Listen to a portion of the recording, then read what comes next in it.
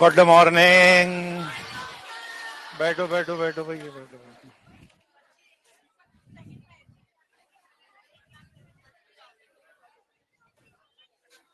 लाओ रेडॉक्स का मॉड्यूल निकाल लो भैया, बैठो।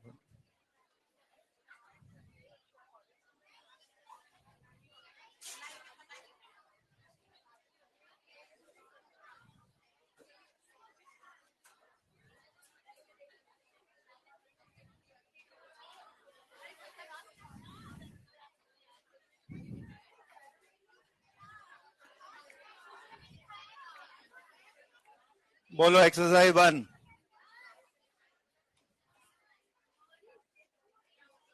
है 1 में कोई? 1 से 20 तक।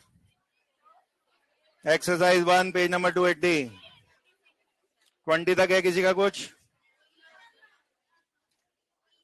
16 नंबर कंपाउंड दिया है एक नाम से, सुपर कंडक्टर है, ऑक्सीडेशन नंबर ऑफ कॉपर पूछा है, और वाई जो एलिमेंट है उसका +3 ऑलरेडी दे रखा है। तो क्या इशू है भाई इसमें? कंपाउंड का नाम दिया है YBA2CU3O7। अब Y के लिए तो +3 दे ही रखा है। बेरियम +2 वाले 2, 3 कॉपर 3x -14 = 0, x निकाल लीजिए। हाँ जी,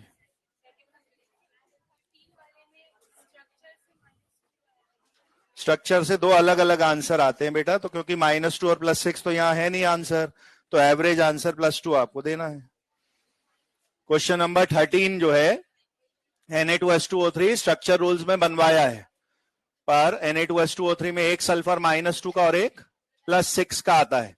तो जब तक पेयर में ऑप्शंस नहीं है, आप -2 +6 में से किसी एक आंसर को प्रेफर नहीं कर सकते, और एवरेज ऑफ बोथ +2 का आंसर दोगे। 20 तक, 30 तक। एक क्वेश्चन नंबर 36 है बहुत सिंपल सीधा। बेंजेल्डिहाइड C6H5CHO में आप अगर इक्वेशन बनाते तो 7 कार्बन दिख रहे हैं इसमें, 7x लिखते, 6 हाइड्रोजन को +6 लिखते, O -2 लिखते, तो 7x की वैल्यू -4 आती। अब आप -4/7 पहुंच जा रहे हैं, वहां जाना ही नहीं है, अपने को 7x पे ही रुकना है, क्योंकि यही आपसे पूछा है। सिंगल कार्बन की x की वैल्यू नहीं पूछी है, सम ऑफ ऑल कार्बन वाली वैल्यू ही पूछी है, तो -4 पे ही रुक जाना है। 45 तक। 38 भी था किसी का? 38 द रिएक्शन दे रखी है, और पूछा H2O2 के बारे में क्या है। आपको H2O2 के बारे में बोला गया है कि उसका oxygen in between minimum maximum की वजह से बोथ ऑक्सीडेंट रिडक्टेंट बनता है, और H2O2 के 2 फिक्स प्रोडक्ट होते हैं। अगर ये H2O में कन्वर्ट हो रहा है तो -1 से -2 जाना इसका खुद का रिडक्शन है। यहां पे आप H2O2 को ऑक्सीडाइजिंग एजेंट बोलते। अगर ये कभी O2 में कन्वर्ट हो रहा हो तो ये -1 से 0 ऑक्सीडेशन है, तब आपको H2O2 को रिड्यूसिंग एजेंट बोलते हैं। फिलहाल यहाँ की रिएक्शन में वो वाटर में कन्वर्ट हुआ है, तो आपका आंसर इस समय ऑक्सीडाइजिंग एक्शन ऑफ H2O2 हो जाएगा। 42 number HNO2 acts as oxidant with which one of the following? Second और फोर्थ दोनों ही सही हैं, लेकिन अगर मुझे एक सिंगल चॉइस आंसर चुनना है तो मैं सेकंड को प्रेफर करूंगा। क्यों? क्योंकि H2S का सल्फर -2 मिनिमम में है, और मिनिमम में है तो वो आसानी से ऑक्सीडाइज होगा। Br2 नो डाउट -1 +7 दोनों तरफ जा सकता है, बट प्रेफरेंस उसकी -1 की तरफ जाने की ज्यादा होगी, जहां वो खुद रिडक्शन ही कर रहा होगा, और खुद रिडक्शन कर रहा होगा तो मोस्टली वो खुद ऑक्सीडाइजिंग एजेंट ही बनेगा।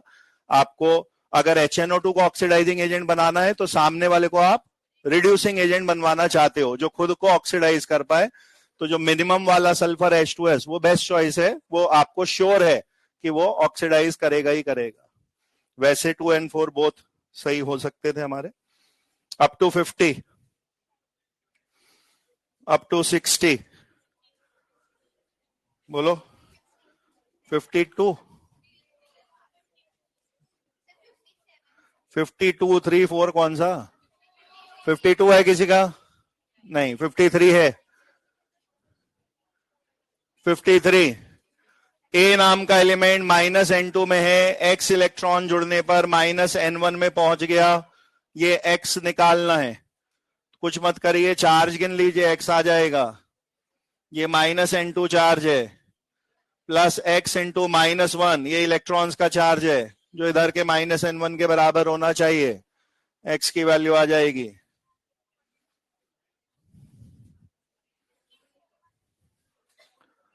Question number 54 what would be the equivalent weight of reductant in the following reaction पहले आपको रिडक्टेंट ढूंढना है कौन और वो रिडक्टेंट H2O2 है H2O2 आपका रिड्यूसिंग एजेंट है कैसे पता लगेगा कि सर इधर तो H2O2 आपने कहा था दो प्रोडक्ट में से एक बनाता है तो दोनों ही बने हुए हैं H2O भी बना हुआ है O2 भी बना हुआ है तो आप H2O2 के बाजू वाले को देख लीजिए आपको समझ में आ जाएगा अगर एक कंपाउंड का आयन दिया है FeCN6-3 जो दूसरी तरफ है FeCN6-4 तो इससे समझ में आ जाएगा Fe में क्या हो रहा है यह है फेरिसाइनाइड आयन जहां Fe+3 में है और ये फेरोसाइनाइड आयन है जहां Fe+2 में है तो यहां रिडक्शन हो रहा है तो जिसने इसमें रिडक्शन कराया होगा उसी को तो रिड्यूसिंग एजेंट बोलेंगे तो यहाँ H2O2 रिड्यूसिंग एजेंट है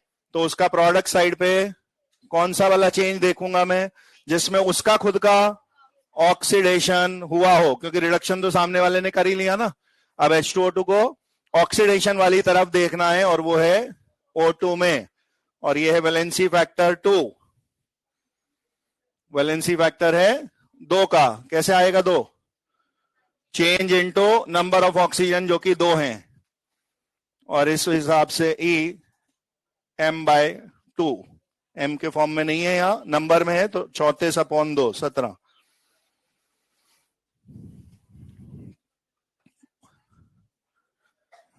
और बोलिए 57 क्लास में बताया था ये तो HNO3 का नाइट्रोजन +5 में है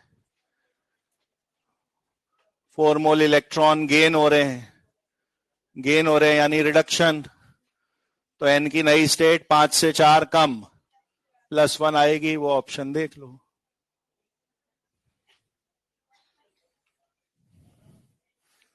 ठीक है अप टू 66 61 क्लास में ही कराया बेटा ये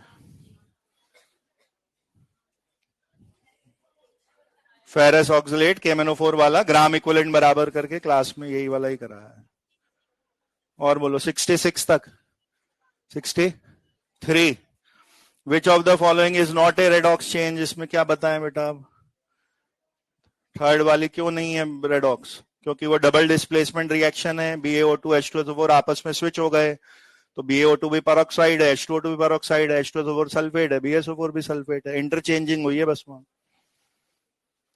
73 तक 79 तक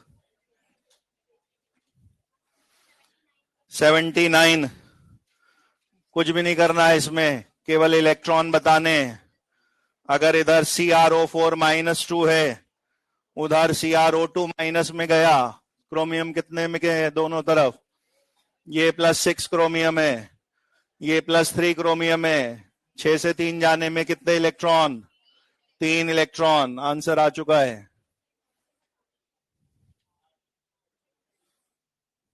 बाकी बैलेंसिंग नहीं करनी आपको 3 इलेक्ट्रॉन पे ही मैच हो जा रहा है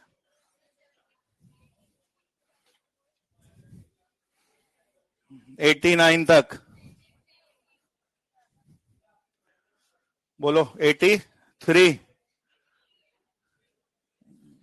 बता रहे हूं पहले एक बार how many electrons would be involve in oxidation of 1 mole reductant क्या पूछा है ये वैलेंसी फैक्टर पूछा है अभी जो निकलवाया H2O2 का इसमें कौन है KMnO4 ऑक्सीडाइजिंग एजेंट है तो यहां का रिड्यूसिंग एजेंट H2S है उधर सल्फर में बदल रहा है -2 वाला 0 में जा रहा है, valency factor 2। What is the definition of valency factor? Moles of electrons transferred पर मोल ऑफ सब्सटेंस। यही क्वेश्चन वाला पूछ रहा है, कितने इलेक्ट्रॉन्स इन्वॉल्व होंगे 1 मोल कंपाउंड के लिए। वैलेंसी फैक्टर यही है, इलेक्ट्रॉन्स इन्वॉल्व पर मोल।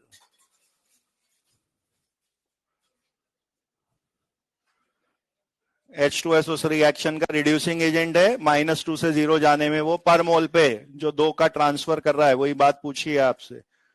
और 80 नंबर क्वेश्चन, बैलेंसिंग के सारे इसी तरीके से होने। क्लास में आपको 2-3 क्वेश्चन बैलेंसिंग के करवाए भी गए थे। एक है Cr2O7 -2, एक है H+, एक है इलेक्ट्रॉन्स। यहां 3 डैश फिल करने हैं। दूसरी तरफ है A क्रोमियम +3 और B H2O। सबसे पहले इलेक्ट्रॉन भरने में आएंगे यहां, क्योंकि वो वैलेंसी फैक्टर है। 6 से 3 क्रोमियम जा रहा है, हाफ रिएक्शन है ये। 6 से 3 इंटू 2 बार, 6 से 3 इंटू 2 बार, ये है 6 इलेक्ट्रॉन्स।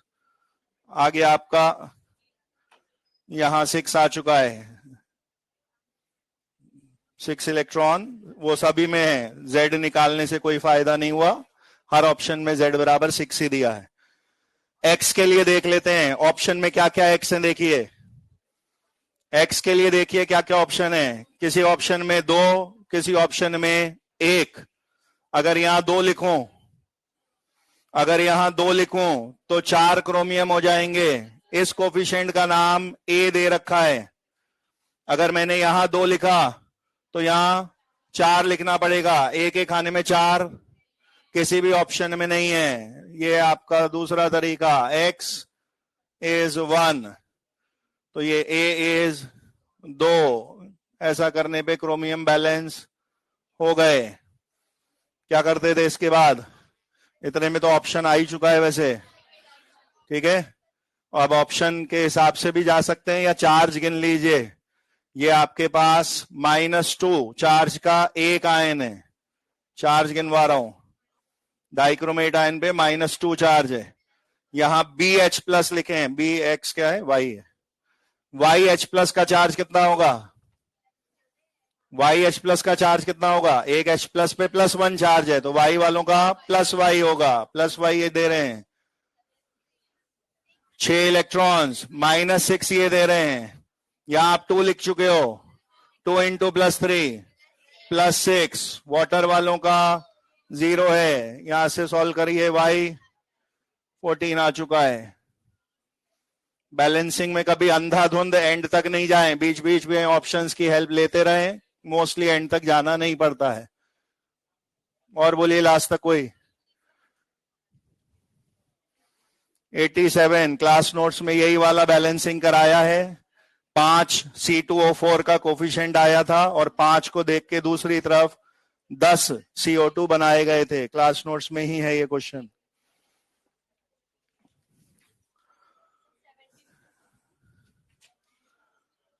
(72) क्या हो गया इसमें? रेडॉक्स रिएक्शन है, आई का दोनों चीजें हो रही हैं, कॉम प्रोपोर्शनेशन रिएक्शन है। KI3 का I -1/3 है, I2 का 0 है, KI का -1 है। I की तीनों स्टेट्स हैं और 2 अलग अलग स्टेट से वो एक कॉमन स्टेट में कॉम प्रोपोर्शनेशन कर रहा है, ऑक्सीडेशन रिडक्शन दोनों हो रहे हैं वहां। सेकेंड एक्सरसाइज में 2 नंबर छोड़ के, 2 को छोड़ के 7 कंपाउंड है KHC2O4.H2C2O4.4H2O। 6 इंपॉर्टेंट कंपाउंड रटाए गए आपको, KMNO4, K2Cr2O7 जैसे। उसी में से एक ऑक्जेलिक एसिड भी था, उसके कार्बन हमेशा CO2 में ही कन्वर्ट होते हैं, इसको रट के रखना है। अब ये +3 के कार्बन है जो +4 में जा रहे हैं। कितने हैं टोटल, बस ये देखना है। 3 से 4, ये तो चेंज हुआ, इनटू 2 यहां रहे, 2 यहां रहे, 4 कार्बन है। M/4 आपका आंसर है। क्या भाई देखते हैं, ये पूरा एक ही कंपाउंड है, डबल सॉल्ट है, डॉट डॉट वाला सब एक ही तो है। ये बाहर का कोफिशिएंट थोड़ी ना गिन रहे बेटा, ये डबल सॉल्ट पूरा मिला के एक ही कंपाउंड है ना, तो ये और ये वाले कार्बन में कोई अंतर थोड़ी ना। बाहर का 2,5 लिखा होता वो नहीं गिनना होता। 2 नंबर को छोड़कर बताने हैं भी, 2 नंबर तो बता ही रहे हैं लास्ट में। 2 के अलावा बोलो। पहला KMnO4 under acidic condition gives, क्या देगा? KMnO4 का तो फिक्स है, 7 से 2 में जाना है, +2 वाले 2 ऑप्शन है। H2O2 के फिक्स रटे हुए 2 प्रोडक्ट हैं। अगर KMnO4 H2O2 को ऑक्सीडाइज करेगा तो क्या बनाएगा? O2। तो आंसर आ चुका है 2 नंबर। और कोई क्वेश्चन नंबर 2 के अलावा? 2 नंबर देखिए, अच्छा क्वेश्चन है, कंसेप्चुअल।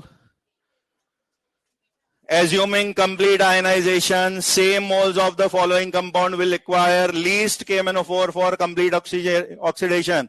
KMnO4 का काम है ऑक्सीडाइजिंग एजेंट बनके इनको ऑक्सीडाइज करना। पूछा है minimum amount, least amount KMnO4 का कहां खर्च होगा।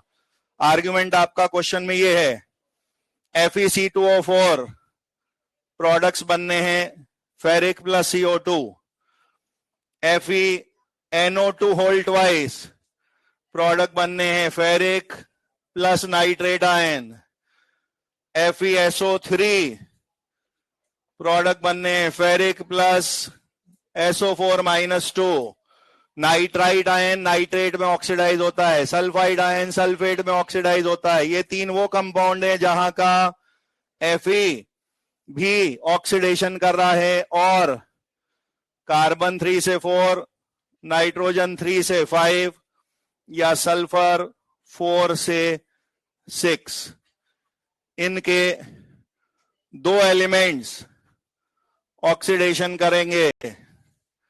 Therefore more KMnO4 रिक्वायर्ड होगा। आंसर इन तीनों में से नहीं है कोई भी, आंसर है FeSO4, क्योंकि उसका सल्फर +6 ऑलरेडी मैक्सिमम में है, उसका केवल फेरस ही फेरिक में जाना है। 1 एलिमेंट ही ऑक्सीडाइज हो रहा है, कम खर्चा कराएगा इस वजह से KMnO4 का। इसको न्यूमेरिकल मेथड से दिखाना है तो आप जिनकी रिएक्शन बताएंगे उनके इक्विवेलेंट्स बराबर करते, तो ग्राम इक्विवेलेंट ऑफ इनके इक्वल टू होते ग्राम इक्विवेलेंट ऑफ KMnO4 के। क्वेश्चन में बोला है सेम मोल्स, इन सबके मोल सेम है, मान लो 1 मोल सबका माना था, तो इसका वैलेंसी वेक्टर आएगा 3, Fe भी जाएगा 2 से 3, 2 बार कार्बन 3 से 4 जाएंगे, वैलेंसी वेक्टर आएगा 3, 2 से 3, और 2 नाइट्रोजन 3 से 5, 3 से 5, यहां वैलेंसी वेक्टर आएगा 5, FeSO3 में फिर 3 आएगा, 2 से 3 फेरस से फेरिक, सल्फर का 4 से 6, तो 3 5 3 वैलेंसी वेक्टर 1 मोल में मल्टीप्लाई होते, और उन ग्राम इक्विवेलेंट को W/E के बराबर रख के आप W का आंसर निकालते फॉर KMnO4। लेकिन इस कंपाउंड में 1 मोल इंटू 1 का ही वैलेंसी वेक्टर आएगा, तो यहाँ पे ग्राम इक्विवेलेंट लीस्ट आएंगे, तो सामने वाले का W/E भी मिनिमम आएगा, और W का आंसर मिनिमम आ रहा है। तो लंबे मेथड से जाते तो वो सब करना पड़ता, बाकी मैंने लॉजिक से बता दिया। इन 3 में क्या प्रॉब्लम है, ज्यादा खर्चा क्यों हो रहा है? KMnO4 का डबल मेहनत लग रही है, Fe को फेरस से फेरिक भी भेजना है और किसी और एलिमेंट को भी ऑक्सीडाइज करना है। मोर KMnO4 खर्च होगा 2 एलिमेंट को ऑक्सीडाइज करने में, इसमें ओनली 1 इज गेटिंग ऑक्सीडाइज, इसलिए कम ऑक्सीडाइजिंग एजेंट KMnO4 खर्च हो रहा है यहाँ। और कोई सेकंड में, थर्ड में 1 से 10, 10 से 20, 20 से लास्ट, थर्ड में कुछ भी और बोलो बोलो बोलो। थर्ड में 6 नंबर क्लास नोट्स में कराया हुआ क्वेश्चन है, इलेक्ट्रॉन देखने हैं, गेन और लॉस बराबर आ जाएगा दोनों तरफ से। और बोलिए बोलो। 20 statement 1-2, statement 1 decomposition of calcium carbonate is not a redox reaction. CaCO3 तोड़ के लिखेंगे CaO प्लस CO2 में, चेक करने पे उसमें ऑक्सीडेशन नंबर चेंज नहीं होंगे, तो नॉट ए रेडॉक्स रिएक्शन ये सही लिखा है। Statement 2 all decomposition reaction are non redox, ये गलत लिखा है। बहुत सारी रिएक्शन ऐसी लिख सकते हो आप, CO2 को C+O2 में तोड़ दोगे, डिकम्पोजिशन भी है पर रेडॉक्स भी है, तो स्टेटमेंट 2 रॉन्ग निकल आएगा।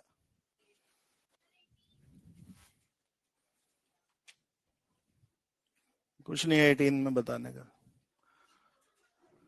वैलेंसी वेक्टर निकालो, खूब सारे कंपाउंड में निकलवा दिए, मैच करना है।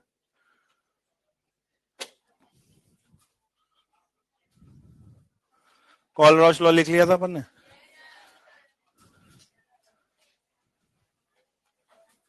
टेस्ट है कब अपना? 19। बस तो रेडॉक्स इलेक्ट्रो दोनों पूरे आएंगे उसमें।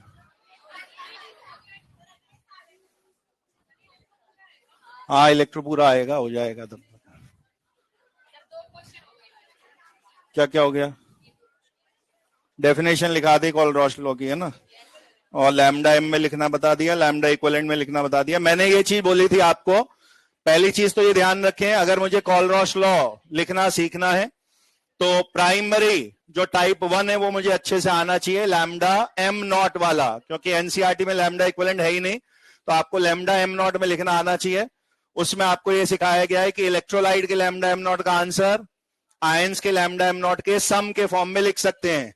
अगर वो एबी टाइप है तो एक एक बार केटायन एनायन जोड़ दो, और वो नॉन एबी टाइप है तो मोलर कोफिशिएंट से मल्टीप्लाई करते हुए चलना है। ये मिनिमम टाइप 1 आपको अच्छे से याद होना चाहिए। बाकी आपको मैंने 4 में से 2 सिखा रखे हैं। कौन से 2? ऑल मोलर मोलर वाला जिसमें स्टोइकोमेट्री मल्टीप्लाई है, ऑल लैम्डा नॉट इक्विवेलेंट वाला जिसमें मल्टीप्लाई ऑफ कोफिशिएंट नहीं करना, एक बार केटायन का लैम्डा नॉट इक्यू जुड़ जाएगा, एक बार एनायन का जुड़ जाएगा। बाकी 2 और पॉसिबल टाइप का मतलब ये बताया था कि अगर मिक्स एंड मैच में आधी डिजाइन लैम्डा एम नॉट में चाहिए और आधा लैम्डा एम नॉट, आधा लैम्डा नॉट इक्विवेलेंट वाला चाहिए, तो जिसको बदलना है वैलेंसी फैक्टर की हेल्प से उसको आप ऑन द स्पॉट बदल सकते हैं। 1-2 क्वेश्चन हमने किए भी थे, जैसे H+ कार्बोनेट वाला और lambda naught eq calcium phosphate वाला। ठीक है, हेडिंग लिख दीजिए, एप्लीकेशंस ऑफ कॉलरॉस लॉ।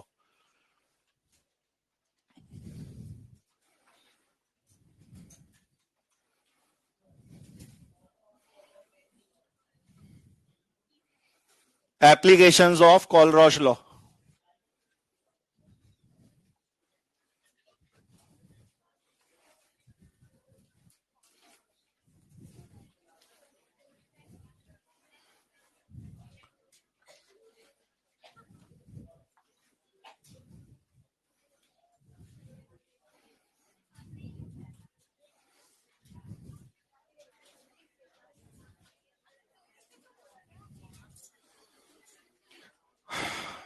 किसी वीक इलेक्ट्रोलाइट के लिए लैम्डा नॉट मोलर वाला या लैम्डा नॉट इक्विवेलेंट निकालना, यह है पहली और मोस्ट पॉपुलर एप्लीकेशन जो प्योरली इलेक्ट्रोकेमिस्ट्री बेस्ड है। बाकी 2 एप्लीकेशन आयनिक और इलेक्ट्रो का कॉम्बिनेशन बनेगा।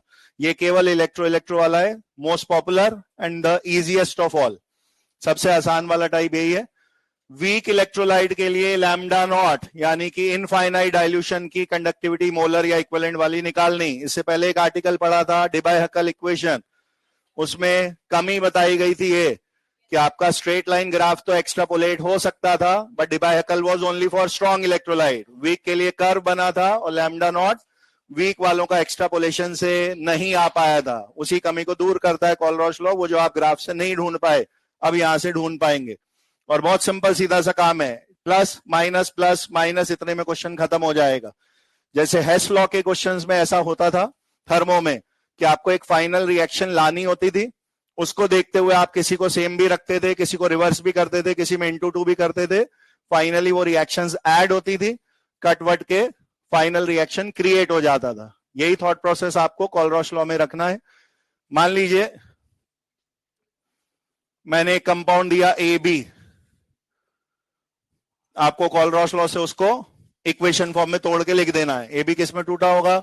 A+B- में, तो उसका लैम्डा नॉट ऐसे करके लिख दिया। मैंने कहा एक और कंपाउंड है CD, उसके लिए भी इक्वेशन मन में सोच ली, वो इन आयनों के लैम्डा नॉट का सम रहा होगा। मेरे को लैम्डा नॉट ऑफ AD लाना है, ये वीक भी हो सकता है और स्ट्रॉन्ग भी। लैम्डा नॉट दोनों के लिए निकालना कॉलरॉस लॉ में अलाउड है। कोई थ्योरी क्वेश्चन में पूछा है Kohlrausch law is applicable on, तो ये बोथ पे वैलिड है, इसको कोई दिक्कत नहीं है। डिबायकल की तरह ये ओनली फॉर स्ट्रॉन्ग नहीं है। अब मुझे ये वाला जो लाना है, फिर मैंने इसे सोचा कॉलरॉस लॉ से किन से मिलके बना रहा होगा, किन से मिलके बना रहा होगा, A plus and D minus. Question की प्रोफाइल फिक्स है, 4 कंपाउंड के नाम दिए आएंगे, 3 के नंबर से चौथा नंबर लाना है। ये एक वैल्यू दी हुई आई होगी, ये एक वैल्यू दी हुई आई होगी, ये वो वैल्यू जो आप लाना चाहते हैं। सबसे पहले जो लाना चाहते हैं उसको आयंस में तोड़ के इक्वेशन बना ली। अब इसका पहला बंदा ढूंढा, ए प्लस वाला मुझे आयन चाहिए, तो आप ए प्लस के बदले वो पूरा कंपाउंड ही उठा लाओ जिसमें वो मौजूद है। जैसे हनुमान जी क्या करने गए थे, संजीवनी लेने, पूरा पहाड़ ही उठा लाए। तो ये लैम्डा नॉट ए प्लस की जगह पूरा ए बी चिपका दिया यहाँ, ये जिस कंपाउंड का पार्ट है वो पूरा कंपाउंड यहां लिख दिया। फिर पूछा दूसरा आयन कौन सा चाहिए, डी माइनस, उसको ट्रैक किया, जहां डी माइनस मिले पूरा कंपाउंड उठा लाओ। क्या हो चुका होगा अब ऐसा करने में, आपने ये दोनों इक्वेशन जो बना रखी होंगी इनको काइंड ऑफ ऐड किया है ताकि ये वाला आयन और ये वाला आयन आपस में ऐड हो जाएं। लेकिन जब मैंने पूरे कंपाउंड ही लिखवा दिए तो क्या हुआ, कुछ एक्स्ट्रा भी जुड़ गया, और उस एक्स्ट्रा चीज को हटाने के लिए एक ऐसा कंपाउंड दिया होगा जिसमें वो दोनों एक्स्ट्रा वाले आयंस मौजूद रहे होंगे। तो एक सी एंड बी टाइप का दिया है जिसको आपने सी प्लस बी माइनस करके अगर लिखा होगा तो ये जो एक्स्ट्रा वाले हैं ये तीसरे वाले उस कंपाउंड से माइनस हो जाएंगे। ये सिंपल सीधी सी इक्वेशन बना के प्लस एंड माइनस के कॉम्बिनेशन से आपको एक फोर्थ आंसर लाना होता है।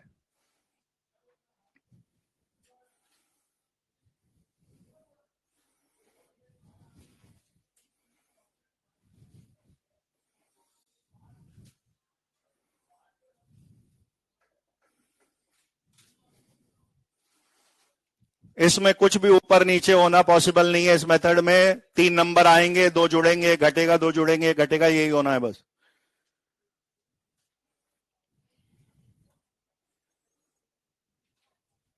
अरे यार, फिर 2 आउट हो गए साले।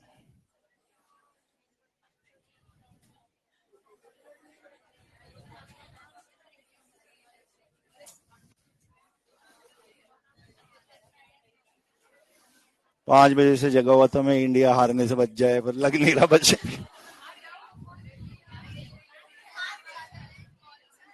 अभी हैं 5 गिरे हैं, अभी 5 बच रहे हैं।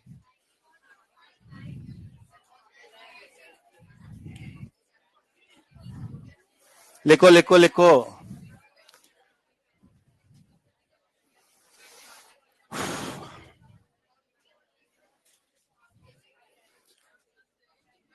ये सबसे आसान एप्लीकेशन भी है कॉलरॉस लॉ का, and it is the most popular. Kohlrausch law के सारे क्वेश्चन जो आपको दिखेंगे मोर देन 70% इसी डिजाइन के होंगे। कुछ कुछ कंपाउंड्स का डेटा दिया है, एक अननोन कंपाउंड का डेटा निकालना है। वो लास्ट वाला कंपाउंड वीक भी हो सकता है, स्ट्रॉन्ग भी, उससे कोई फर्क नहीं है, लेकिन अप्रोच ऑफ द क्वेश्चन ये रहेगी। मेरे क्वेश्चन में बदलाव क्या होंगे, ये एबीसीडी की जगह कोई नॉन कंपाउंड्स दिए हुए आएंगे और सीक्वेंस मैटर करेगी। अभी के सीक्वेंस में आपको क्या दिखा, पहला जुड़ा, दूसरा जुड़ा, तीसरा माइनस हुआ। ये होना हर बार जरूरी नहीं है, हो सकता है 1 and 3 ऐड होने हो, सेकंड माइनस होना हो सकता है 2 and 3 ऐड होने हो, फिर फर्स्ट माइनस होना हो। वो आपको लास्ट कंपाउंड क्या चाहिए उसको देख के ऑन द स्पॉट डिसाइड हो जाएगा।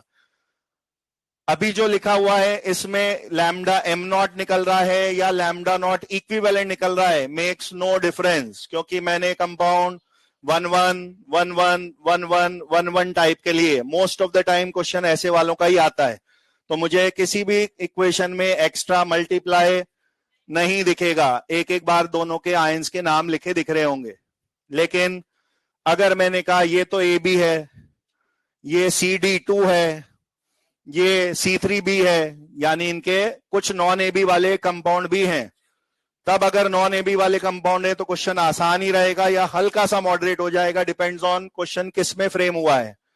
अगर वो question non AB compounds deal कर रहा है लेकिन लैम्डा नॉट इक्विवेलेंट पूछ रहा है, कोई दिक्कत नहीं है, क्योंकि लैम्डा नॉट इक्विवेलेंट में तो कोएफिशिएंट कभी भी नहीं आना था, एक एक बार ही दिखते। लेकिन अगर ये कंपाउंड एज्यूमिंग CD2 था और मैं क्वेश्चन लैम्डा एम नॉट में कर रहा हूं, तो आपको तोड़ने के समय वो मल्टीप्लाई दिखता कि एक बार सी वाला आयन निकला है तो एक ही बार, और दो वाले डी निकले तो यहां 2 into दिखेगा। लेकिन वो किसी एक में अगर into 2 या into 3 आ रहा होगा तो आप देखोगे आगे उसकी जरूरत पड़ेगी, आपको अपनी इक्वेशन में भी किसी की जरूरत पड़ेगी। अब मान लीजिए मैंने यहां पे AD लिखा, तो मेरे को तो एक ही डी चाहिए लास्ट कंपाउंड में, तो अगर उस रिएक्शन में 2 डी आए होंगे तो आपकी उस पूरी इक्वेशन में 2 का डिवाइड हुआ होगा कि इसको 2 से 1 बनाओ, लेकिन वो 2 का डिवाइड किसी और जगह और चाहिए रहा होगा आपको। मैं ये कहना चाह रहा हूं क्वेश्चन जब आप करेंगे तो इस प्लस और माइनस के अलावा may be in a rare situation मुझे मल्टीप्लाई या डिवाइड करना पड़ जाए। कब होगा वो मल्टीप्लाई डिवाइड? अगर कोई नॉन एबी टाइप है तो कोफिशिएंट बढ़ाने के लिए मुझे कहीं मल्टीप्लाई भी करना पड़ सकता है, या कोफिशिएंट को कम करने के लिए मुझे कभी डिवाइड भी करना पड़ सकता है, वो दिख जाएगा अपने आप कब करना है। ठीक है, तो ये है टाइप 1 एप्लीकेशन नंबर 1 जो सबसे आसान है।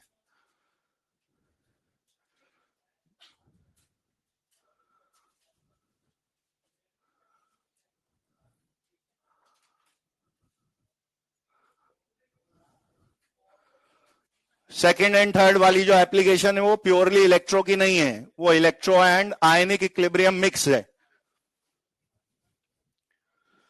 हम एक फॉर्मूला लिख रहे हैं जिससे हम एक वीक कंपाउंड का अल्फा सॉल्व कर सकते हैं, और अगर मैंने अल्फा सॉल्व करके रुकवा दिया तो वो एक लाइन बाद क्वेश्चन खत्म हो जाएगा।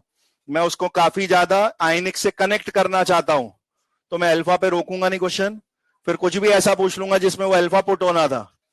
Find the H+ concentration, find pH of solution, find Ka of acid, तो जहां पे भी अल्फा वो पुट हो सकता होगा आप पहले अल्फा निकाल के फिर उस फॉर्मूले में यूज कर लीजिए। जैसे Ka के फॉर्मूले क्या पढ़े ओसवाल्ड डाइल्यूशन लॉ में, C alpha square upon 1 minus alpha, तो यहां से अल्फा निकाल के वहां पुट हो सकता है। वही रूल आयनिक वाले यहां भी लगेंगे। 5% तक का अल्फा तो नेग्लिजिबल है, केवल C अल्फा स्क्वायर लिखना है, 5 से ज्यादा आ गया तो नेग्लिजिबल नहीं है, फिर दोनों जगह लिखना है, वो सब बातें हैं। हाउ टू सॉल्व अल्फा, मुझे डिबाई-हक्केल इक्वेशन में एक ही सिंबल 2 बार दिखा था, कौन सा? Lambda M at C concentration, lambda M naught, वही मेरे को रेशो में चाहिए, lambda M at C, lambda M naught. यही रेशो मुझे इक्विवेलेंट में भी होगा तो भी चलेगा, lambda equivalent at C upon lambda equivalent naught. ये है अल्फा का formula.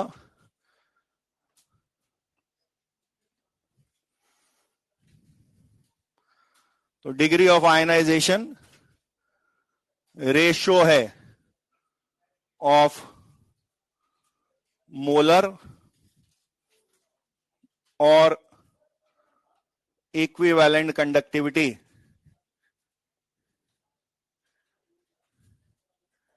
measured at given concentration and at infinite dilution.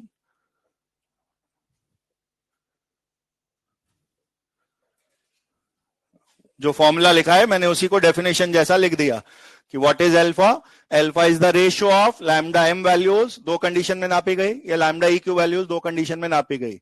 जो न्यूमरेटर वाली वैल्यू है जो छोटी है वो है एट गिवन कंसंट्रेशन C, और जो नीचे वाली वैल्यू है जो बड़ी है वो है एट इनफाइनाइट डाइल्यूशन। अगर मुझे किसी क्वेश्चन में पढ़ के लैंग्वेज से ये क्लियर नहीं हो रहा कि सर 2 बार लैम्डा एम या EQ दिया तो है पर कौन सा गिवन वाला है कौन सा इनफाइनाइट वाला है समझ में नहीं आया, तो नंबर में छोटा बड़ा तो समझ में आएगा। तो अल्फा का आंसर 1 से बड़ा तो कभी भी नहीं लाना, और अगर अल्फा वीक का निकाल रहे हैं तो 1 से छोटा कब आएगा? छोटी वैल्यू अपॉन बड़ी वैल्यू लिखेंगे। आपने डिबाई-हक्केल इक्वेशन में पढ़ा भी यही है कि लैम्डा एम और EQ डाइल्यूशन पर बढ़ते हैं, तो डाइल्यूशन से पहले वाली जो दी हुई आएंगी गिवन कंसंट्रेशन वाली वो होंगी स्मॉलर वैल्यू, और आफ्टर इनफाइनाइट डाइल्यूशन वो अपनी हाईएस्ट पॉसिबल वैल्यू जो शो करेंगी वही लैम्डा एम नॉट या EQ नॉट है। तो आपको छोटा बाय बड़ा करके एक रेशियो निकालना है। किस लॉजिक से बना होगा ये फॉर्मूला? ये फॉर्मूला किस लॉजिक से बना होगा? आपने कप्पा का ट्रेंड लैम्डा एम और इक्यू से उल्टा चलता है, उस जगह पे एक सेंटेंस लिखा है और वो ये है, लैम्डा एम और इक्यू नंबर ऑफ आयंस पे डिपेंड करते हैं, while kappa number of ions per unit volume पे डिपेंड करता है। लिखिए ऐसी बात।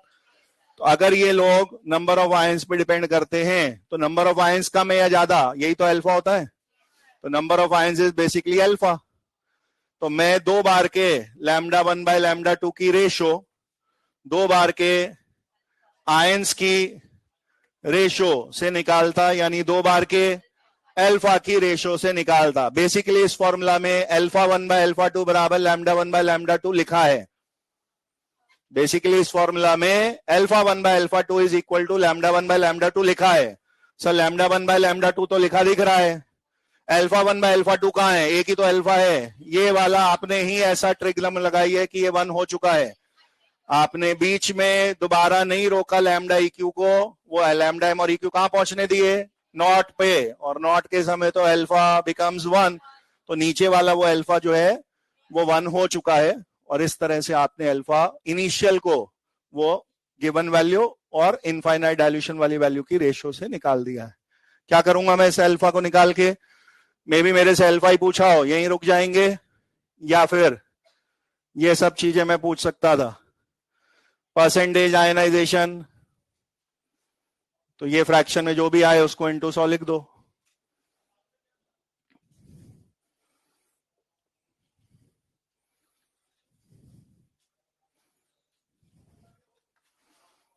के ऑफ वीक एसिड या K b of weak base, C alpha square upon 1 minus alpha, जहां सी कंसंट्रेशन है और alpha should be greater than 5%। वापस यहां लिख दे रहे हैं, अगर लेस देन और इक्वल टू तक रहा तो आप 1 माइनस अल्फा को नेग्लेक्ट कर देते और के और के बी को केवल सी अल्फा स्क्वायर से निकाल लेते। ये सब आयनिक वाली बातें हैं, ये नया है, उसके बाद सब पुराने यूजेस हैं। किसी वीक मोनोबेसिक एसिड से मिलने वाला H+ या वीक बेस से मिलने वाला OH-, इनमें भी आपने वहां डेरिवेशन करे थे और पहली इक्वेशन C00 बनती थी, तो अगली बनती थी C1 माइनस अल्फा, और H+ के खाने OH- के खाने में C अल्फा आता था। अगेन अल्फा वहां से निकाल के यहां भी पुट कर सकते हैं, यानी मैं आपसे पीएच या पीओएच पूछ सकता हूं। H+OH- आ जाएगा तो माइनस लॉग लेने पे पीएच या पीओएच आ जाएगा।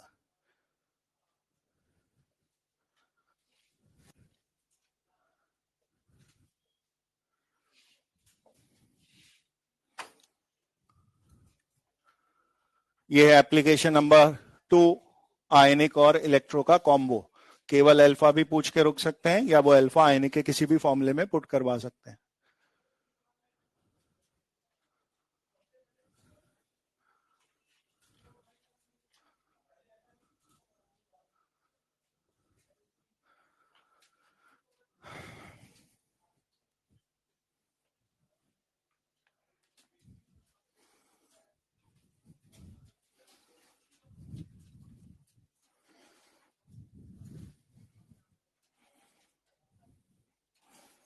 न्यू ईयर पार्टी के लिए उदयपुर चलना है क्या भैया? किसी को है चलना है?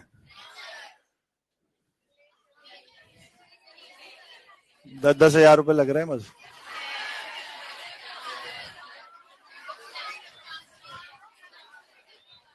नहीं ठीक है, फिर आना 1 तारीख को 6 बजे क्लास में। और क्या,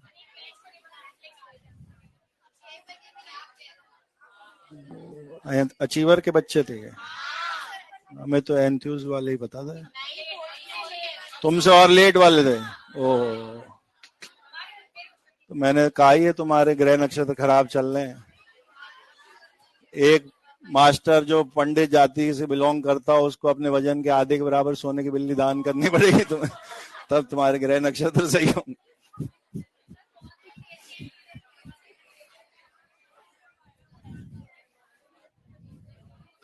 लिखो, तीसरा एप्लीकेशन है calculating solubility S and solubility product यानी KSP 6 गिर चुके हैं, कभी भी इंडिया जा सकती है।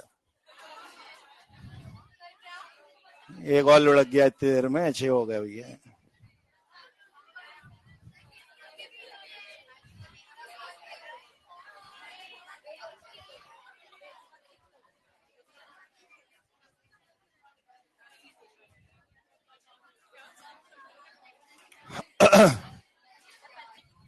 क्या पूछ रहे हैं? किस किस के बीच मैच है? अगर ये पूछना पड़ रहा है तो फिर आगे आगे बताने से भी कुछ नहीं हो पाएगा। रहन दो, डोंट टेक लोड, रहन दो रहन दो। अरे अगर ये बताना पड़ रहा है कि किस किस के बीच मैच है तो आगे बता के भी क्या ही होगा, फिर रहन दो। फिर ये यहां से चालू करो और पीछे जाओ। मैच किस चीज का हो रहा है सर? ये मैच किस चीज का है सर? देखो, सॉल्युबिलिटी और KSP इंटरकनेक्टेड चीजें हैं। अगर KSP पता होता था तो S आ जाता था, S पता होता था तो KSP आ जाता था। तो मेन जो यूज है वो S निकालने का है, और आप फिर S² 4S³ वगैरह में उस S को पुट करके KSP भी निकाल सकते हैं। आपको बस यहाँ पे इसमें अब कॉलरॉश लॉ का जो यूज है वो डेफिनेशन याद होनी चाहिए कि कॉलरॉश लॉ ने बेसिकली किया क्या है। जब आप आयनिक इक्विलिब्रियम के नोट्स देखेंगे तो सॉल्युबिलिटी की डेफिनेशन में लिखा मिलेगा कि मैक्सिमम जो कंपाउंड घुल सकता है टिल इक्विलिब्रियम इज रीच्ड, और वहां पे उसी इक्विलिब्रियम वर्ड का नाम सैचुरेटेड सॉल्यूशन भी था। तो किसी स्पैरिंगली सॉल्युबल कंपाउंड को मैक्सिमम घुलने को जब मिले, वो और ना घुल पाए, ना वो अनसैचुरेटेड हो और ना ही वहां प्रेसिपिटेशन चल रहा हो, जस्ट मैक्सिमम पे रुका होना, उसे इक्विलिब्रियम या सैचुरेशन की कंडीशन बोला जाता है। तो मैं आपसे कोई कॉलरॉश लॉ का क्वेश्चन पूछूं जिसके क्वेश्चन की भाषा में आपको सैचुरेटेड वर्ड लिखा दिखे, तभी वो क्वेश्चन S या KSP से कनेक्टेड होगा। विदाउट सैचुरेटेड बोलने पे आप सॉल्युबिलिटी की बात नहीं करेंगे। आपको अगर ध्यान हो तो जब हम ये इक्वेशन बनाते थे वहां कभी, तो जो C अल्फा क्रिएट होता था हमने उसी की जगह S लिखना सीखा था, और वहां पे क्योंकि अल्फा इज यूनिटलेस और C मतलब मोलैरिटी होता था, तो S का जो आंसर निकाला गया है आयनिक में वो मोल पर लीटर मोलैरिटी यूनिट में ही निकाला गया है। तो आपके लिए सॉल्युबिलिटी वर्ड की डेफिनेशन क्या थी? Molarity of solution in concentrated in saturation या इक्विलिब्रियम कंडीशन, कितना मैक्सिमम घुल पाया इनटू आयंस सैचुरेशन आने तक, उसे मोलैरिटी के फॉर्म में S के केस में लिखा गया था। कॉलरॉश ने केवल इसको ऐसे बोला है कि अगर आप स्पैरिंगली सॉल्युबल नेचर के हैं, तो स्पैरिंगली सॉल्युबल नेचर वर्ड का मतलब ये कम घुलना है उसे, तो कम घुलने वाले कंपाउंड को मैक्सिमम पहुंचाने के लिए भरपूर सॉल्वेंट देना पड़ता है। ये बोलते हुए उसने कहा for a sparingly soluble compound saturation की जो कंडीशन है वो रीच होगी ही तब जब आप इनफाइनाइट डाइल्यूशन पर पहुंच चुके होंगे, यानी very large volume of solvent available होगा, तभी जाके वो स्पैरिंगली सॉल्युबल कंपाउंड पूरा पूरा मैक्सिमम घुल पाता है। आपको क्या करना है? लैम्डा एम का फॉर्मूला बोलिए मुझे, क्या था पहले कभी कप्पा के टर्म्स में? लैम्डा एम था कप्पा इनटू 1000/m। तो ये एक ऐसा यूज है कॉलरॉश लॉ का जिसमें वो लैम्डा 1 प्लस लैम्डा 2 तोड़ दो, आयंस में तोड़ दो, वो सब दिखेगा ही नहीं आपको, हिडन में ही चलेगा कॉलरॉश लॉ। आपके इस फॉर्मूले का एक स्पेशल केस है बस, अगर मैं ये फॉर्मूला जनरल कंडीशंस में लगवाता हूं तो मुझे इस चीज को मोलैरिटी ऑफ सॉल्यूशन ही बोलना है, और मुझे इस चीज को मोलर कंडक्टिविटी बोलना है। अगर मैंने इसी चीज को कब अप्लाई किया? इनफाइनाइट डाइल्यूशन पर या सैचुरेटेड सॉल्यूशन के लिए मेरे इस फॉर्मूले में दो चेंजेस हो जाएंगे। इस चीज को मैं लैम्डा नॉट लिखने लगूंगा, और क्योंकि ये सैचुरेटेड सॉल्यूशन में नपेगी इसी को S से रिप्लेस कर दूंगा। तो मेरे पुराने फॉर्मूले में ही दो सुधार करने हैं बस मुझे, और कुछ नहीं करना है। लिखिएगा,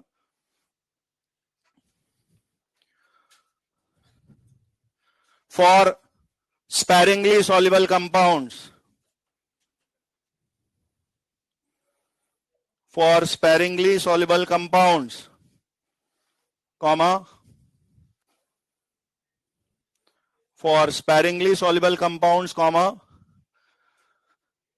condition of saturation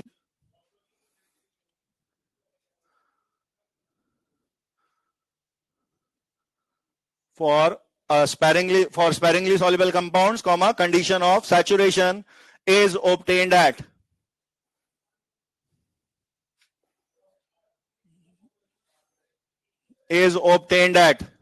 infinite dilution.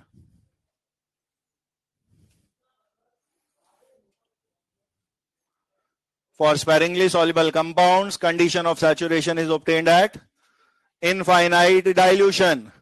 आगे लिखते रहे इसी में. Molarity of saturated solution. Molarity of saturated solution is called solubility.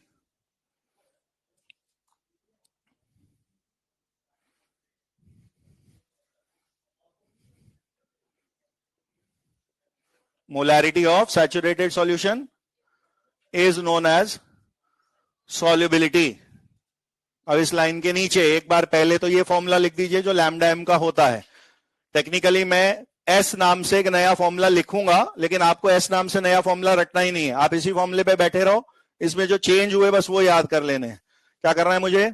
एक नॉर्मल लैम्डा एम का जो फॉर्मूला था उसको स्पेशल केस में कन्वर्ट कर देना है. मेरे क्वेश्चन में सैचुरेटेड वर्ड या इनफाइनाइट डाइल्यूशन वर्ड ये सुनने को मुझे मिलना चाहिए, तभी मैं ये कन्वर्जन कर सकता हूं.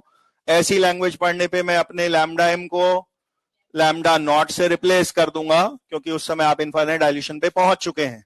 और मोलैरिटी उस समय, क्योंकि सैचुरेटेड वाले सॉल्यूशन की मोलैरिटी है, उसे ही एस से रिप्लेस कर दिया जाएगा.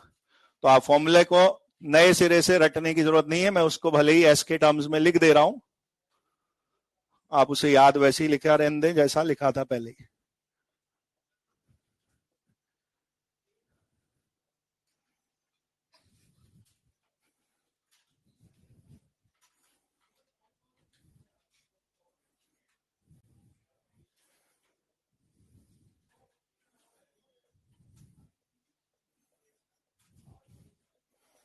मे भी क्वेश्चन एस निकाल के खत्म हो जाए, और मे भी अगर वहां के एस पी पूछा है तो आप उस कंपाउंड को आयंस में तोड़ लें.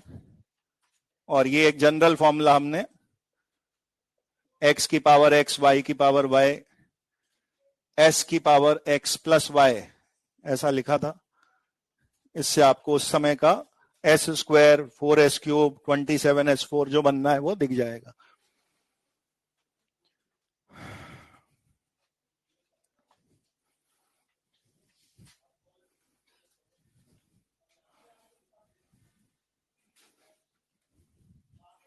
तो ये 3 एप्लीकेशंस है जिनको हम कॉलरॉश लॉ के यूजर्स बोलते हैं.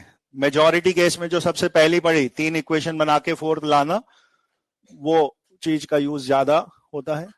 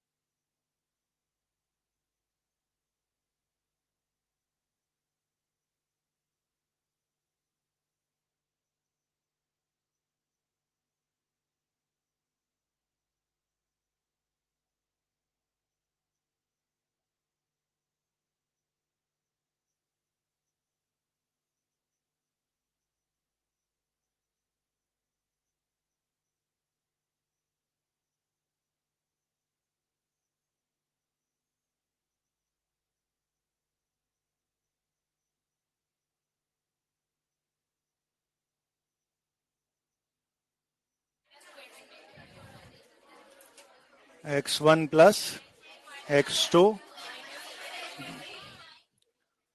Minus 2x3।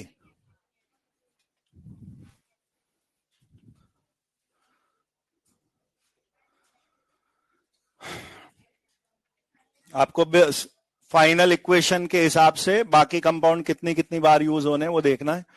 जैसे अगर मैं सीधे BSO4 जो लास्ट लाना है उसको देखूं सबसे पहले, तो मुझे एक एक बार Ba+2SO4-2 चाहिए, यानी इसका लैम्डा m0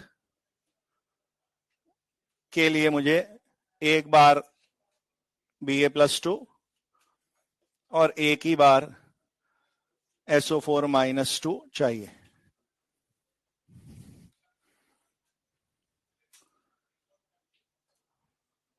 अगर आप हल्का सा भी कंसेप्चुअली स्ट्रांग है तो आप केवल लास्ट वाले कंपाउंड की इक्वेशन बना के काम चला लेंगे, बाकियों को अवॉइड कर सकते हो आप। अब मैंने बोला था कि जो आपको आयन चाहिए वो जिस कंपाउंड में वो पूरा उठा लाना है, तो मुझे Ba+2 वाला आयन इन तीनों में से BaCl2 में दिख रहा है, तो मैंने इसके लिए वो पूरा BaCl2 लिख लिया। लेकिन मुझे दिमाग में रखना है कि मेरे पास एक्स्ट्रा क्या आ गया है, तो मुझे Ba+2 तो चाहिए था, लेकिन ये जो 2Cl- दे रहा होगा वो इसमें मेरे पास एक्स्ट्रा आए हैं। ये 2Cl- इस कंपाउंड ने मुझे एक्स्ट्रा दे रखे हैं। सिमिलरली अब मैं इस नाम पे पहुंचा और मुझे SO4 इस कंपाउंड के अलावा बचे हुए तीन में से H2SO4 में दिख रहा है, तो मैंने इसका SO4 लाने के लिए वो पूरा H2SO4 यूज कर लिया। और वो पूरा H2SO4 यूज करने पर अगेन मेरे बैक ऑफ माइंड क्या रहना चाहिए कि इसमें से SO4 तो मुझे चाहिए, पर इसके 2 × H+, क्योंकि लैम्डा m है तो हर एक में कोफिशिएंट की मल्टीप्लाई चल रही होगी, तो मेरे पास इसमें से ये 2H+ एक्स्ट्रा हैं। अब ये दोनों चीजें जो एक्स्ट्रा हैं वो कंपाउंड तो मेरे पास HCl है, पर मेरे को दो और दो एक्स्ट्रा वालों को हटाना है, तो मुझे HCl एक ही बार काम करने से काउंट करने से काम नहीं चलेगा, मुझे वो माइनस में दो बार ही HCl यूज करना था, क्योंकि उस HCl के अंदर इंटू 2 करने पे अब 2 × λH+ भी दो बार आ चुका होगा और 2 × Cl- भी दो बार आ गया होगा। तो ये आपको अभी मैंने x1 2 3 के फॉर्म में पूछा है, ये answer x1 + x2 - twice of x3 ऐसा दिख जाएगा। और अगर हर जगह जहां मैंने लैम्डा m0 बोला है वहां लैम्डा नॉट EQ बोला होता, तो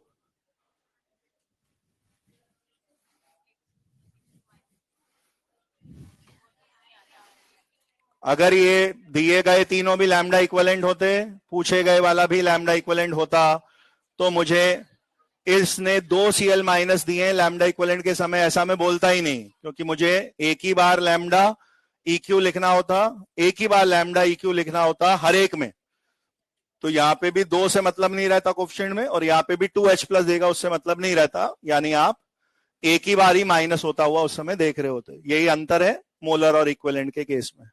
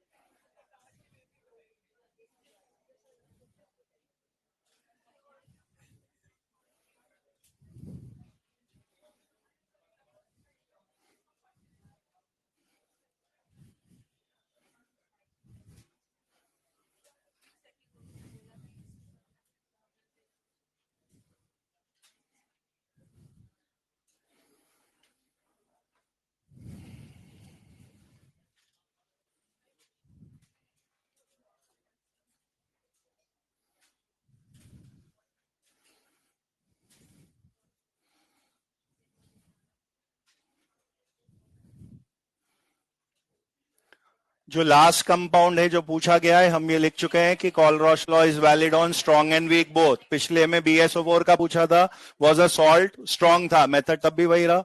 इस बार एस्टिक एसिड के लिए पूछा is a weak compound, method तब भी वही रहना है। उस आखिरी कंपाउंड के वीक या स्ट्रॉन्ग होने से फर्क नहीं है, कोलरॉश लॉ सब पे लगता है। और आप फिर पिछले क्वेश्चन की तरह ही इसमें एसिटेट आयन चाहिए जो तीसरे में है, H+ चाहिए जो पहले में है, तो ये फर्स्ट एंड थर्ड इस वाले में ऐड होने हैं और सेकंड वाले को माइनस करना है।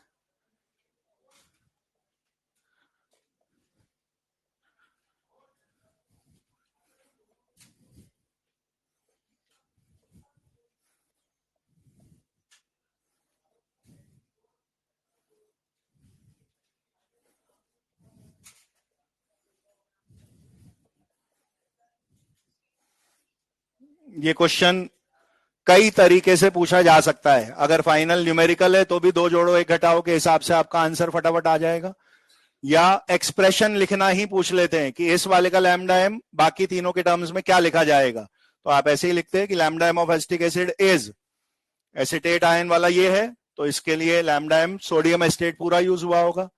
इसके H+C है जिसके लिए लैम्डा नॉट HCl एड में ही दिखेगा वो वैल्यू, और एक्स्ट्रा वाले Na और Cl काटने के लिए वो NaCl वाला डेटा माइनस में दिखेगा इन द इक्वेशन। तो may be in numerical last step ना करवा के वो सिर्फ आपसे एक्सप्रेशन ही पूछ ले कि इस कंपाउंड के लैम्डा एम नॉट का आंसर बाकी 3 के टर्म्स में क्या है, उसे एक इक्वेशन जैसा लिख दो। तो लैम्डा ऑफ दिस इज दिन दोनों के सम, लैम्डा एम नॉट का sum minus lambda M naught of that, यही वैल्यूज रख देंगे तो 4 300 और 425 माइनस में 90, दिस इज 635। मॉड्यूल में ये क्वेश्चन थ्योरी के फॉर्म में भी है, सेम क्वेश्चन थ्योरी फॉर्म में भी है और ऐसे पूछा हुआ है।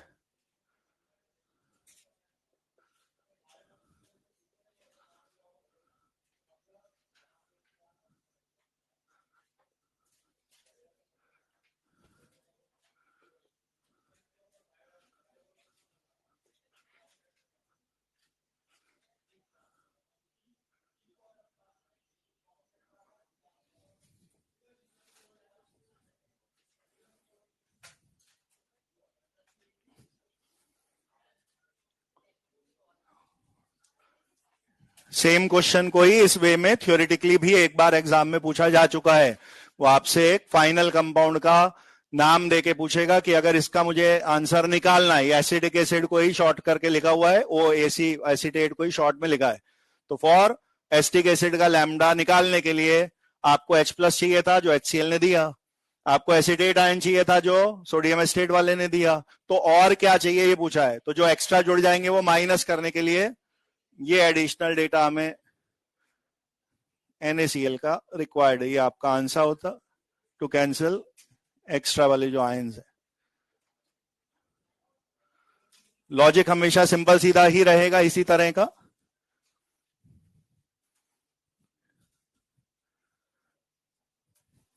और इसी सेम क्वेश्चन को डिफरेंट क्रिएट करने के लिए मैं एक टेबल जैसी बना के दे सकता हूं जिनमें 4-5 कंपाउंड्स के नाम लिखे हों, 4-5 लैम्डा नॉट दिए हों, और फिर फाइनली एक कंपाउंड का नाम लिख दिया कि इसका लैम्डा नॉट निकालो।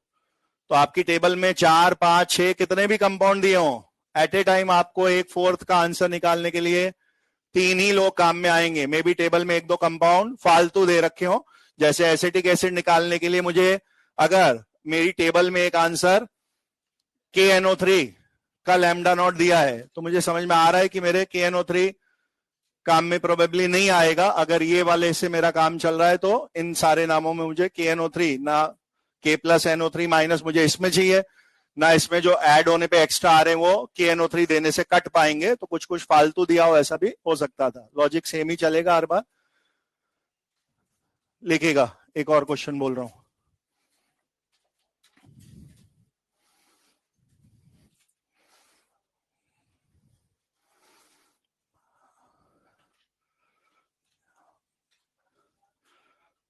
KSP of PbI2, KSP of PbI2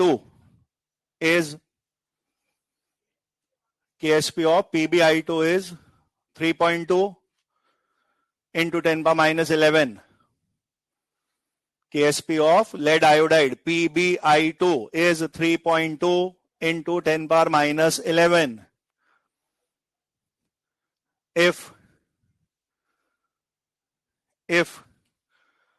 limiting molar conductivity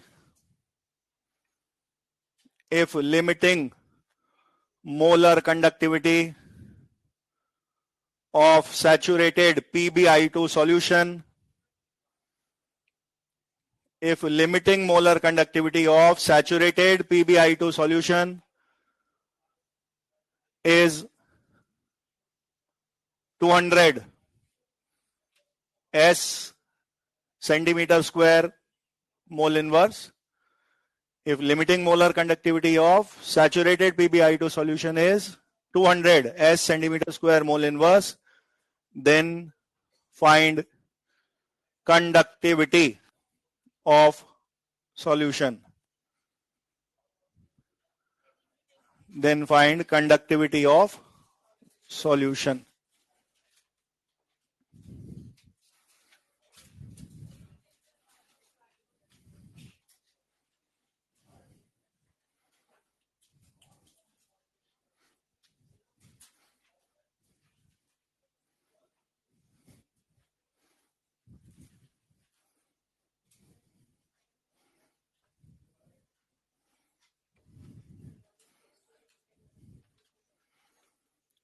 PbI2 ये आयनिक का काम और इलेक्ट्रो का काम दोनों का कॉम्बो है. अब आपको क्वेश्चन में क्योंकि KSP से शुरू हुआ है, आयनिक पहले आना चाहिए, फिर अपन इलेक्ट्रो पे आ पाएंगे.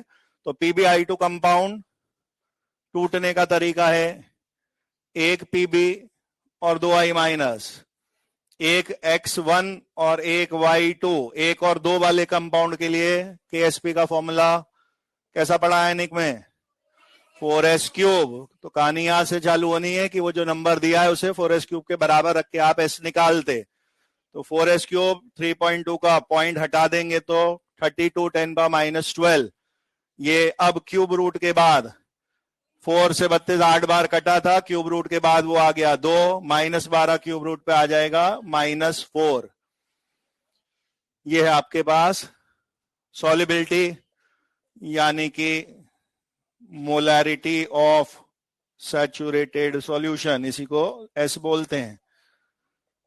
और हमने इलेक्ट्रो का यूज केवल ये सीखा था कि जो लैम्डा m का फॉर्मूला है उसको सैचुरेटेड सॉल्यूशन के समय इनफाइनाइट डाइल्यूशन पे लगाया जा रहा होता है. तो lambda m not kappa into 1000, इस जगह हमने m सैचुरेटेड को ही S लिख दिया था. इसमें आपके पास कप्पा छोड़कर बाकी सब अवेलेबल हो चुका है. तो लैम्डा m नॉट दिया था 200 और S आपके पास ये आया है 2 इंटू 10 पावर माइनस 4.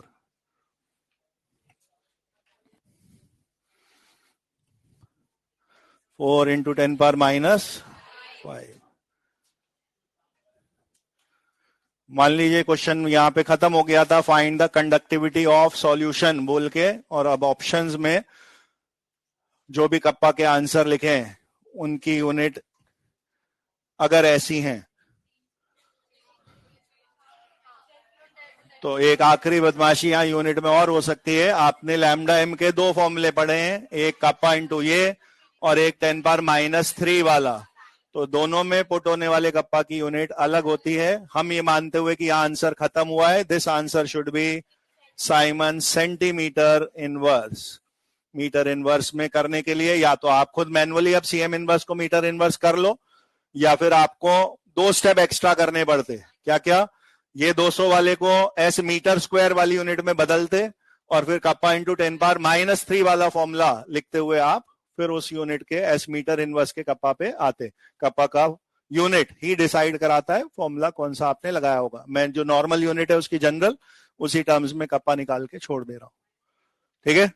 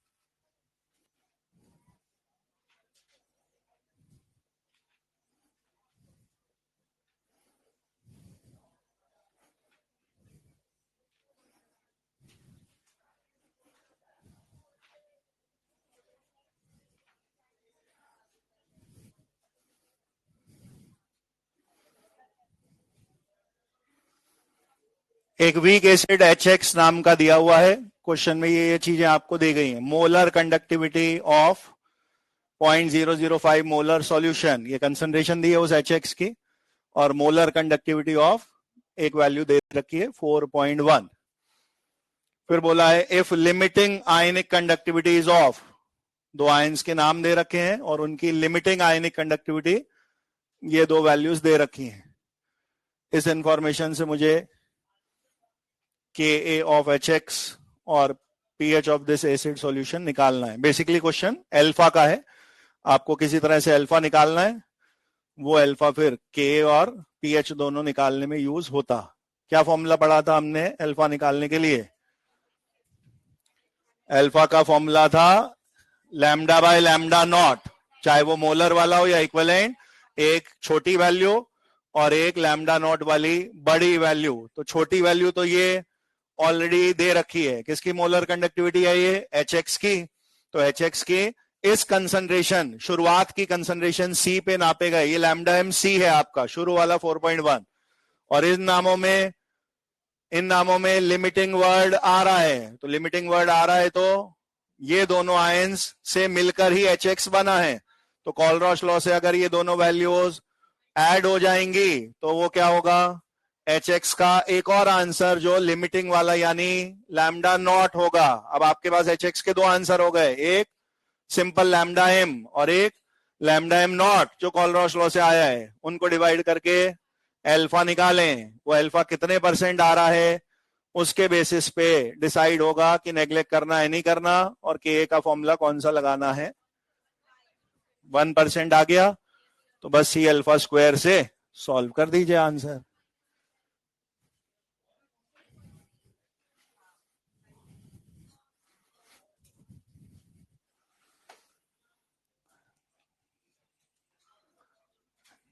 इस जगह पर कॉलरॉश लॉ आपने लगाया कि HX के लिए लैम्डा एम नॉट उसके दोनों आयंस H प्लस और X माइनस के लैम्डा एम नॉट का सम होगा, क्योंकि ये कंपाउंड 1:1 डिजाइन का है, एक एक बार ही आपको H प्लस X माइनस के लैम्डा नॉट जोड़ने हैं। तो ये लिमिटिंग वैल्यूज और यूनिट से देखने में समझ में आ रहा है कि लैम्डा एम नॉट ही दिए हैं। ये दोनों वैल्यूज यहां पुट कर दें, 338 एंड 72 ऐड होकर ये 410 आ गया। अब आपने अल्फा ऑफ HX निकालने के लिए ये फॉर्मूला लिखा और इसमें शुरू में दी गई कंसंट्रेशन पे नापी गई 4.1, उस छोटी वैल्यू को ऊपर रख दिया, 410 को नीचे। ये आराम से 100 टाइम्स कट रहा है, इनटू 100 करने पे ये 1% यानी नेग्लिजिबल वाली रेंज का आ रहा है। इसलिए अब आप फर्स्ट पार्ट के C अल्फा स्क्वायर से आराम से निकाल सकते हैं। C आपको 0.005 यानी 5 × 10⁻³ दिया था। अल्फा आपका 1/100 आया है जिसको स्क्वायर भी करना है। तो ये 5 × 10⁻7 एक आंसर है। दूसरे के लिए H प्लस निकाल लेंगे C अल्फा से, तो ये आएगा 5 × 10⁻5 और इसका नेगेटिव लॉग 5 माइनस लॉग 5 से 4.3, ये होगा pH का आंसर। ज्यादा पॉपुलर एप्लीकेशन वो वाली है जिसमें 3 इक्वेशन 3 कंपाउंड से एक फोर्थ कंपाउंड निकाला गया, उसके क्वेश्चन आपको ज्यादा दिखेंगे और वो ज्यादा आसान भी है क्योंकि उसमें दूसरे चैप्टर से कनेक्शन नहीं है। इलेक्ट्रो में बात खत्म हो गई। ये स्लाइटली उसका मॉडरेट डिफिकल्टी लेवल वाली बात है, क्योंकि यहां तक पहुंचने के लिए मुझे आयनिक भी ठीक से याद होना चाहिए। केवल कॉलरॉश लॉ से काम नहीं चल रहा। कॉलरॉश से आपने लैम्डा नॉट निकाला, अल्फा निकाला, फिर वो अल्फा आयनिक के फॉर्मूले में पुट किया गया। ठीक है, तो ये है आपके इस पहले सेक्शन का एक आखिरी टॉपिक जो कॉलरॉश लॉ था। इसमें कंडक्टेंस, कंडक्टिविटी, मोलर कंडक्टिविटी, ये वाले सारे, एक और 7 हो गए। रन वन की थोड़ी ना हो रही है, तो रन तो बहुत है। भूल जाओ सब खत्म है, अच्छे से नए साल मनाने नहीं देंगे। तो कॉलरॉश लॉ हमारे उस पहले सेक्शन का आखिरी टाइप था। अब यहां के आगे से हम जो हिस्सा बच रहा है चैप्टर का, उसमें ये सब चीजों को दोबारा कभी आता है नहीं देखेंगे। डिस्कनेक्टेड पार्ट था ये पूरे चैप्टर का। आगे इलेक्ट्रोकेमिकल सीरीज हो, चाहे नर्स इक्वेशन हो या फैराडेज लॉज हो, उनमें कंडक्टिविटी, मोलर कंडक्टिविटी, इन सब का कोई काम नहीं है। तो एक टोटली नए सेक्शन में आप एंटर कर रहे हैं। इस नए सेक्शन में हम गैल्वेनिक सेल इस हेडिंग पे पहुंचेंगे, दो हेडिंग्स के बाद। गैल्वेनिक सेल हेडिंग का बैकग्राउंड पढ़ोगे आप दो हेडिंग्स में, फिर आप गैल्वेनिक सेल पे आएंगे और उस हेडिंग तक आते आते मोरलेस आपको गैल्वेनिक सेल का कंस्ट्रक्शन वर्किंग आधा आ चुका होगा। एंड देन गैल्वेनिक सेल का काम यह है कि अगर मैं किसी सॉल्यूशन को इस तरीके से क्रिएट करना चाहता हूं कि उस सॉल्यूशन की केमिकल एनर्जी को मैं ईएमएफ या पोटेंशियल के फॉर्म में, इलेक्ट्रिकल एनर्जी के फॉर्म में एज एन आउटपुट चाहता हूं, तो वो सेल कैसे डिजाइन होता है। गैल्वेनिक सेल की डेफिनेशन आप यही लिखोगे कि ऐसे सेल जो केमिकल एनर्जी ऑफ सॉल्यूशन को इलेक्ट्रिकल एनर्जी में कन्वर्ट करते हैं। उसमें अपने न्यूमेरिकल बनेंगे कि E cell, E naught cell कैसे निकलेगा, उसी से नर्स इक्वेशन वगैरह जुड़ा है।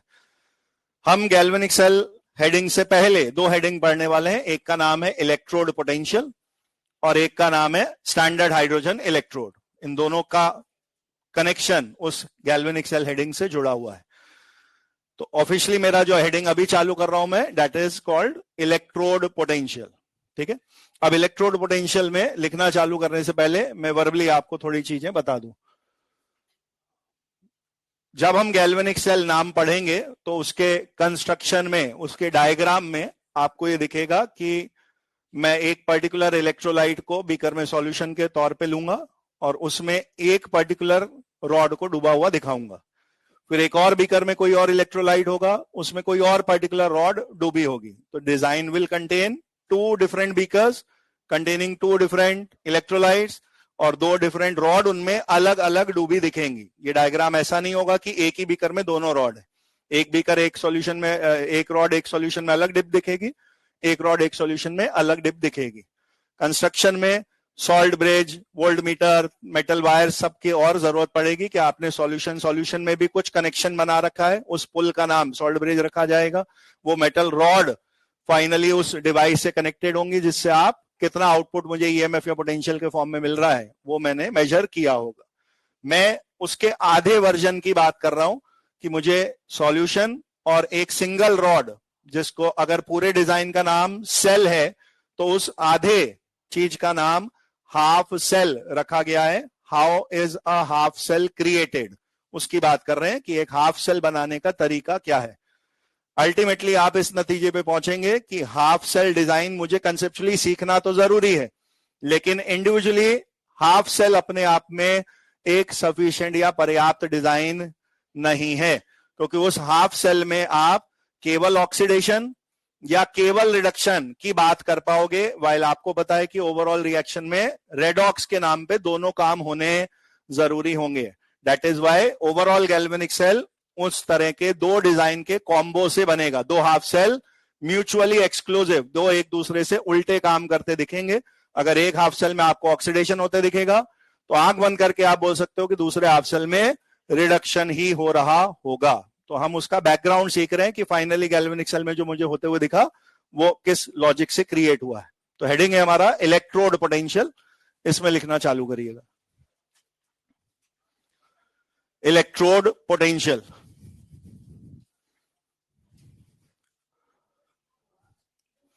when a metal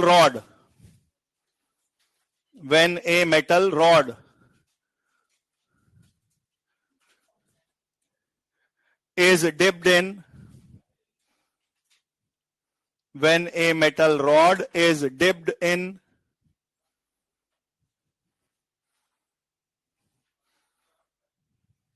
solution of electrolyte,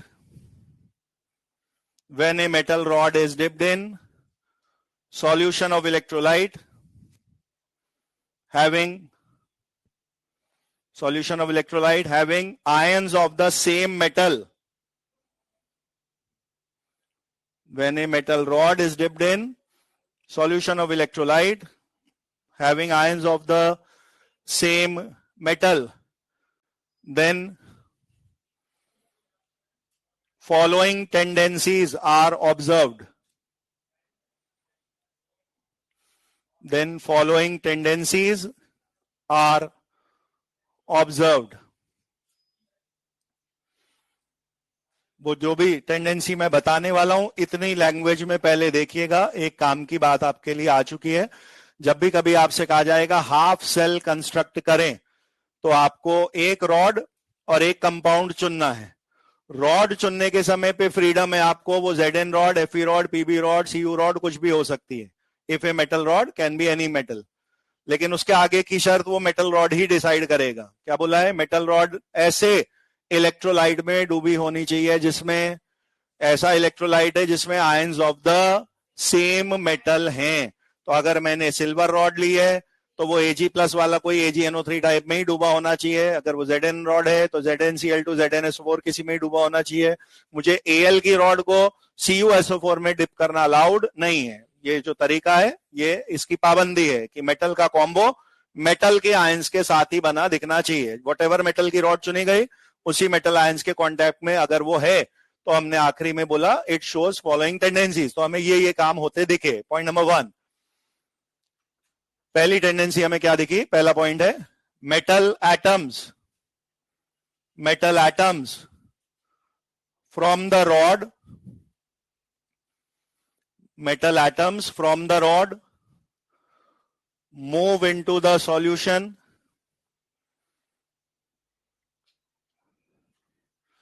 metal atoms from the rod move into the solution as metal ions.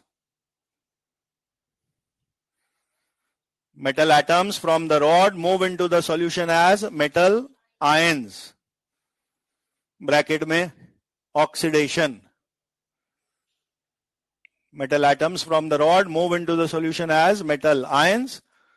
Bracket में इसको वन वर्ड में बोला है ऑक्सीडेशन. विजुलाइज कर सकते हैं आप. कोई भी मेटल रहा होगा तो अगर वो रॉड न्यूट्रल मेटल की है, M वहां 0 है, तो अगर वो M एटम्स फॉर्म से हटके आयंस बन के सॉल्यूशन में जा रहा है तो उस M ने पॉजिटिव के कोई M+, M+2, M+3 ऐसे ही आयंस बनाए होंगे और 0 से उसका प्लस में आ जाना इज ऑक्सीडेशन. ठीक है. अब इस ऑक्सीडेशन के सिनारियो में मुझे वो जो वर्ड है इलेक्ट्रोड पोटेंशियल उसकी कहानी समझानी है. कभी भी इलेक्ट्रोड पोटेंशियल या किसी भी तरह का पोटेंशियल डिफरेंस तभी क्रिएट हो सकता है जब चार्ज का कोई डिफरेंस क्रिएट हुआ हो. तो ओरिजिनली मैंने मान लीजिए आपको एक जिंक की रॉड को ZnSO4 में डिप्ड बताया था. तो आप t=0 टाइम पर इनमें से किसी को प्लस या माइनस का बोल सकते हैं क्या? Zn रॉड और यहां पे है ZnSO4 का solution. Eight t=0 zinc rod पे कोई चार्ज नहीं है और मैंने पूछा सॉल्यूशन में ZnSO4 में कुछ प्लस माइनस कम ज्यादा है क्या? नहीं. जिंक +2 प्लस का 2 दे रहा है तो SO4 माइनस का 2 दे रहा है. तो अभी चार्ज का डिफरेंस नहीं है. लेकिन अगर ये टेंडेंसी नंबर 1 जो शब्द बोले गए ऐसा हुआ होता तो लैंग्वेज पढ़ी है. मैंने क्या बोला था? मैंने बोला मेटल एटम्स रॉड से हटके सॉल्यूशन में मेटल आयंस बन के गए. तो अगर ये Zn की रॉड है तो ये Zn+2 बन के अगर आयंस में गया तो Zn+2 ये कन्वर्ट होकर आयन सॉल्यूशन में भेज रहा है. तो Zn से Zn+2 लिखना ये तो अधूरी सी कहानी हो गई ना. पूरा प्रोसेस क्या हुआ होगा? Zn+2 बनने में ऑक्सीडेशन में 2 इलेक्ट्रॉन का लॉस कर रहा है. तो Zn-2 इलेक्ट्रॉन गिव Zn+2 या Zn की तरफ Zn+2 इलेक्ट्रॉन ऐसा ही लिखा होता. तो Zn gives Zn+2 इलेक्ट्रॉन ऐसा ही इस ऑक्सीडेशन को लिखा गया होता. आपके लिए इतना लिखना भी सफिशिएंट है. जब नर्स्ट इक्वेशन आएगी तो नर्स्ट इक्वेशन में फॉर्मूले में कुछ कुछ लोगों को लिखा जाया करेगा और कुछ कुछ को नहीं लिखा जाया करेगा. तो फिजिकल स्टेट मैटर किया करेगी. तो हम यहीं से आदत बना रहे हैं फिजिकल स्टेट लिखने की. जो रॉड है वो सॉलिड है, तो उस मेटल रॉड के नीचे तो एस फॉर सॉलिड लिख दिया, और आयंस कन्वर्ट हुए वो सॉल्यूशन में गए, उनके नीचे AQ फॉर एक्वस लिख दिया। तो जब भी आप आगे नर्स इक्वेशन देखेंगे उसमें वही केमिकल इक्विलिब्रियम स्टाइल में कि सॉलिड्स को नहीं लिखते हैं, आप जो फॉर्मूला बनाओगे उसमें एक्वस वाले आयंस का नाम तो आया करेगा, लेकिन सॉलिड वाले कंपोनेंट का नाम आगे नर्स इक्वेशन पे नहीं आया करेगा। ऐसा होने से क्या आप कोई चार्ज डिफरेंस जनरेट हो रहा है क्या? अगर आपने बोला Zn इन चीजों में कन्वर्ट हुआ, मैंने एरो सिंबॉलिकली बनाया, Zn+2 नीचे उतार दिए स्विमिंग पूल में, क्या इलेक्ट्रॉन भी साथ में उतारे हैं क्या? इलेक्ट्रोलाइट में केवल आयंस का कंडक्शन ही अलाउड है, वो इलेक्ट्रॉन उस एक्वस मीडियम में तैर नहीं सकते। तो वो इलेक्ट्रॉन कहां है फिर? वो इलेक्ट्रॉन कहां है फिर? वो उस रॉड पर ही रह गए हैं। वो इलेक्ट्रॉन्स कहां हैं? वो उस रॉड पर ही रह गए हैं। यानी क्या अब मैं ऐसा बोल सकता हूं कि रॉड जो ओरिजिनली न्यूट्रल थी अब सॉल्यूशन के रिलेटिव नेगेटिव बिहेव कर रही है? Yes sir. चार्ज के तरफ से सॉल्यूशन में भी यही बात बोल सकते हैं कि सॉल्यूशन ओरिजिनली +-2 बराबर पे था, पर Zn+2 और आ जाने की वजह से अब वो सॉल्यूशन पॉजिटिव नेट चार्ज दिखा रहा है। तो in this case electrode relatively negative और इलेक्ट्रोलाइट सॉल्यूशन मुझे रिलेटिवली पॉजिटिव दिखेगा।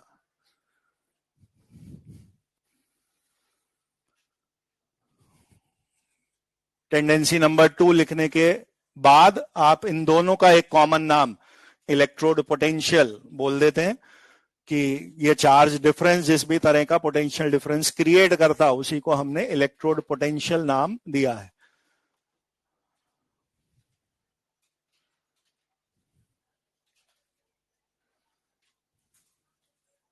दो नंबर पॉइंट लिख दो फटाफट। Metal ions from the solution,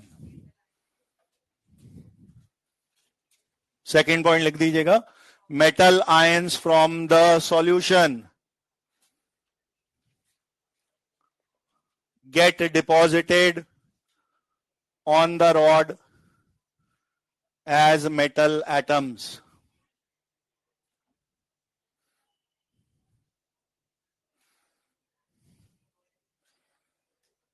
Metal ions from the solution get deposited on the rod as metal atoms.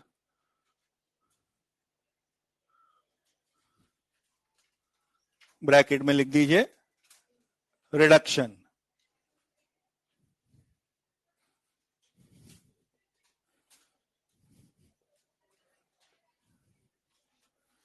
यहां के एग्जाम्पल में इंटेंशनली बुक्स में Zn और Cu वाले एग्जाम्पल्स ही लिए जाते हैं, क्योंकि आप गैल्वेनिक सेल जो पढ़ते हैं उसका most famous type Daniell cell, zinc और कॉपर से बने सेल का ही नाम है।